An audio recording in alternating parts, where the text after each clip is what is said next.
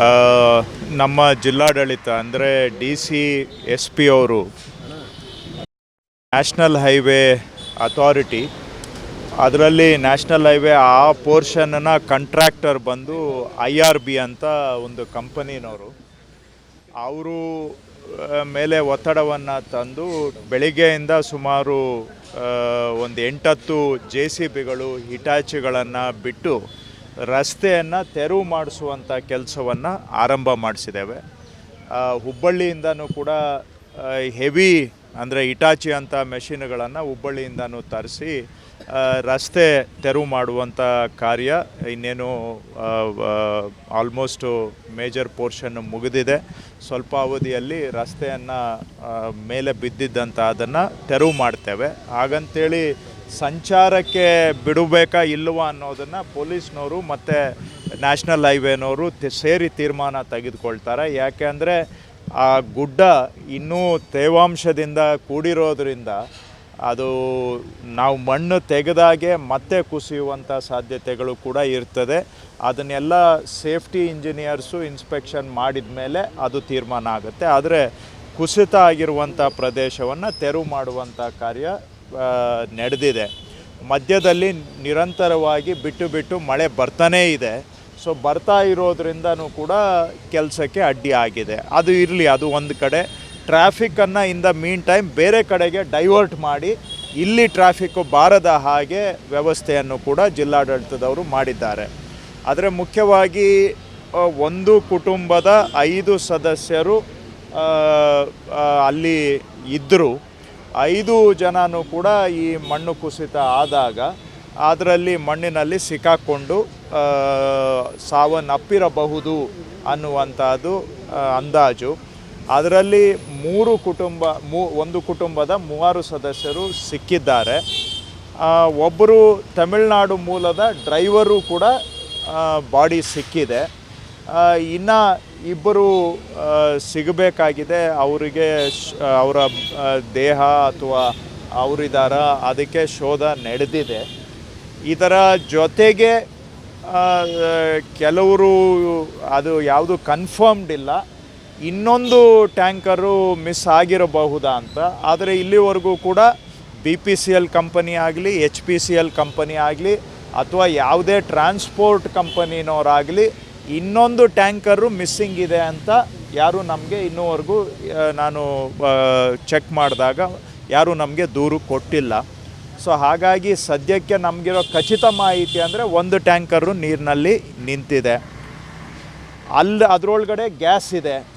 So ನಿನ್ನೆ ಸ್ವಲ್ಪ gas leak ಆಗ್ತಾ ಇತ್ತು ಅಂತ ಸುದ್ದಿ ಬಂದ ಕೂಡಲೇ HPCL, BPCL ಜೊತೆಗೆ ನೇವಿನವರು ಎಲ್ಲರ ಸಹಕಾರದಿಂದ ಜಿಲ್ಲಾಡಳಿತದವರು ಆ ಲೀಕೇಜನ್ನು ತಡೆಗಟ್ಟುವಂಥ ಕೆಲಸವನ್ನು ಮಾಡಿದ್ದಾರೆ. ಯಾಕಂದರೆ ಗ್ಯಾಸು ಲೀಕ್ ಆಗಿ ಅಲ್ಲೇನಾದರೂ ಅನಾಹುತ ಆಗ್ಬೋದು ಅಂಥೇಳಿ HPCL, BPCL ಕಂಪನಿಗೆ ನಾವು ಜಿಲ್ಲಾಡಳಿತದಿಂದ ನೋಟಿಸ್ ಜಾರಿ ಮಾಡಿದ್ದೇವೆ. ಆ ಟ್ಯಾಂಕರು ನೀರಿನಲ್ಲಿ ಏನಿದೆ ಅದನ್ನು ಸುರಕ್ಷಿತವಾಗಿ ಆ ಟ್ಯಾಂಕರ್ನಲ್ಲಿರ್ತಕ್ಕಂಥ ಗ್ಯಾಸ್ನಿಂದ ಯಾವುದೇ ದುರ್ಘಟನೆ ಆಗದ ರೀತಿಯಲ್ಲಿ ಅದನ್ನು ನಿರ್ವಹಣೆ ಮಾಡಬೇಕು. ಈಗ ಟ್ಯಾಂಕರಲ್ಲಿರುವಂಥ ಗ್ಯಾಸು ಹೇಗೆ ನಿರ್ವಹಣೆ ಮಾಡಬೇಕು ಅಂತ ನಮಗೆ ಅಷ್ಟು ಅದರ ಬಗ್ಗೆ ಮಾಹಿತಿ ಕಡಿಮೆ. ಹಾಗಾಗಿ ಆ ಕಂಪನಿನವ್ರಿಗೆ ಜವಾಬ್ದಾರಿಯನ್ನು ನಿಗದಿ ಮಾಡಿದ್ದೇವೆ ಸರ್ಕಾರದಿಂದ. ಇದನ್ನು ಯಾವುದೇ ದುರ್ಘಟನೆ ಆಗದ ಹಾಗೆ ಆ ಗ್ಯಾಸನ್ನು ನಿರ್ವಹಣೆ ಮಾಡಬೇಕು. ಇಲ್ಲ ಟ್ಯಾಂಕರನ್ನು ಸೇಫಾಗಿ ಹೊರಗೆ ತೆಗೆಯೋದಾಗಲಿ ಅಥವಾ ಅಲ್ಲೇ ಕಂಟ್ರೋಲ್ಡ್ ರಿಲೀಸ್ ಮಾಡುವಂಥದ್ದಾಗಲಿ ಗ್ಯಾಸನ್ನು ಅವರ ನಾರ್ಮ್ಸ್ ಏನಿದೆ ಅದರ ಪ್ರಕಾರವಾಗಿ ಯಾವುದೇ ಸುರಕ್ಷತೆಗೆ ತೊಂದರೆ ಆಗದ ಹಾಗೆ ಟ್ಯಾಂಕರನ್ನು ಇರ್ತಕ್ಕಂಥ ಗ್ಯಾಸನ್ನು ನಿರ್ವಹಣೆ ಮಾಡಬೇಕು ಅಂತ ಅವರಿಗೂ ಕೂಡ ಸೂಚನೆ ಕೊಟ್ಟಿದ್ದೇವೆ. ನೇವಿನವರು SDRF ತುಕಡಿ, NDRF ತುಕಡಿ, ನಮ್ಮ police, revenue department, fire and emergency ಎಲ್ಲರೂ ಕೂಡ ಸ್ಪಾಟಲ್ಲಿ ಕೋಆರ್ಡಿನೇಟೆಡ್ ಆಗಿ ನಾವು ಪ್ರಯತ್ನವನ್ನು ಮಾಡ್ತಾ ಇದ್ದೇವೆ. ಇನ್ ದ ಮೀನ್ ಟೈಮ್ ಇದು ನಮ್ಮ NHAI ಅವರು ಇದರಲ್ಲಿ ಅವ್ರದ್ದು ಇದು ಕುಸಿತ ಆಗುವಂಥ ಸಾಧ್ಯತೆ ಇದ್ದರೂ ಕೂಡ ಹೋದ ವರ್ಷವೇ ನಾವು ಅವರಿಗೆ ಇದನ್ನೆಲ್ಲ ತಾಕೀತು ಮಾಡಿಕೊಟ್ಟಿದ್ದರೂ ಕೂಡ ಅವರು ತಡೆಗಟ್ಟಬಹುದಾಗಿದ್ದಂಥ ಕ್ರಮಗಳನ್ನು ತೆಗೆದುಕೊಂಡಿಲ್ಲ. ನಿನ್ನೆನೂ ಸಹ ನಾವು ಹೇಳಿದಾಗ ತ್ವರಿತವಾಗಿ ಅವರು ಸ್ಪಂದಿಸಿಲ್ಲ. ಜಿಲ್ಲೆಯ ಸ್ಥಳೀಯ ಶಾಸಕರು ಅದನ್ನೇ ದೂರು ಕೊಟ್ಟಿದ್ದಾರೆ. ಕಾರವಾರ ಶಾಸಕರು ಕೂಡ NHAIನವರು ಸರಿಯಾಗಿ ರೆಸ್ಪಾನ್ಸ್ ಮಾಡ್ತಾ ಇಲ್ಲ ಅಂಥೇಳಿ ನಿನ್ನೆ ಸಂಜೆ ನಾವು ಅವ್ರ ಮೇಲೆ ಒಂದು FIR ಅನ್ನು ಕೂಡ ದಾಖಲು ಮಾಡಿದ್ದೇವೆ. IRB ಅಂತ ಕಂಪನಿ ಮತ್ತು NHAI ಅಧಿಕಾರಿಗಳ ಮೇಲೆ ಈ ಥರ ಒಂದು ದುರಂತಕ್ಕೆ ಸ್ವಲ್ಪ ಮಟ್ಟಿಗೆ ಅವರ ಬೇಜವಾಬ್ದಾರಿತನ ಮತ್ತು ಮೊಂಡುತನನೂ ಕೂಡ ಕಾರಣ.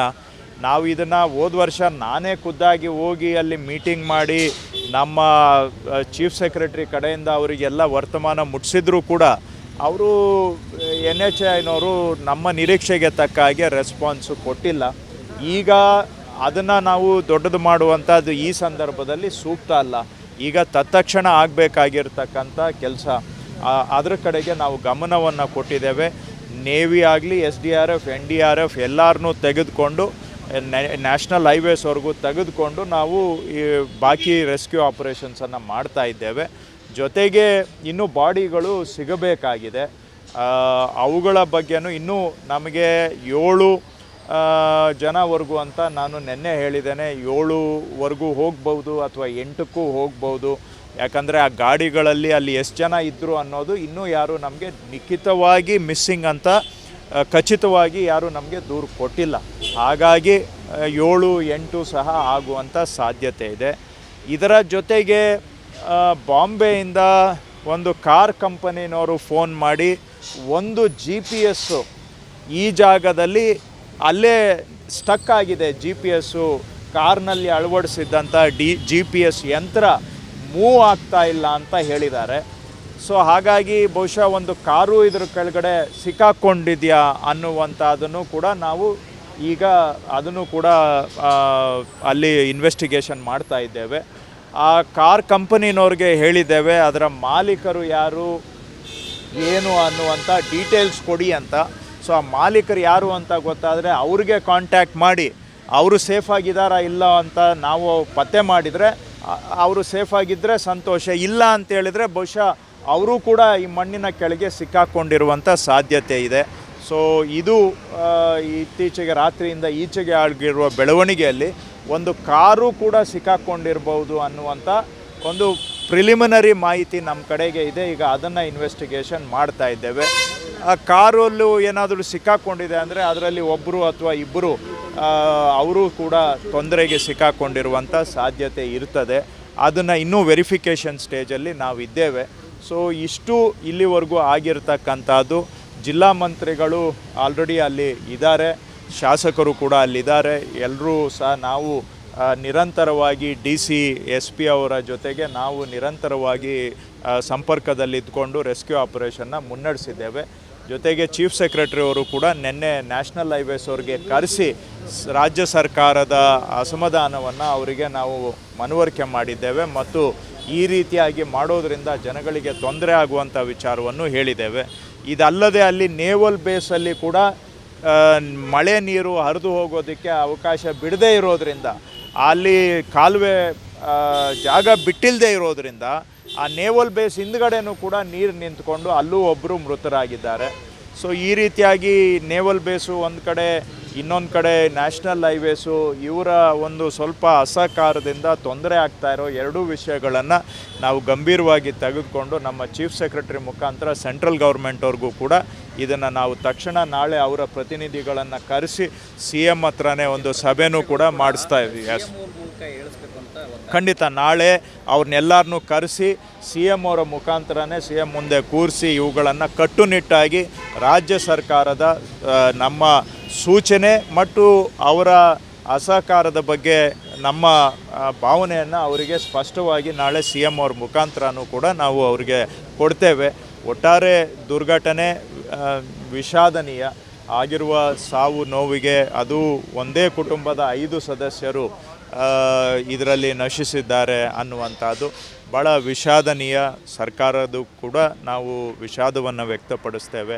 ಹಾಗೂ ಈ ರೀತಿಯಾಗಿ ಅಲ್ಲಿ ನ್ಯಾಷನಲ್ ಹೈವೇದು ಈ ಸ್ಪಾಟ್ ಅಲ್ಲದೆ ಬೇರೆ ಸ್ಪಾಟಲ್ಲಿ ಅವರ ಡಿಸೈನ್ ಫಾಲ್ಟಿಂದ ಸುಮಾರು ನಮ್ಮ ಒಂದು 5 ಅಡಿ ನೀರು ನ್ಯಾಷನಲ್ ಹೈವೇ ರೋಡ್ ಮೇಲೆ ನಿಂತಿದೆ ಆ ಬೇರೆ ಸ್ಪಾಟಲ್ಲಿ.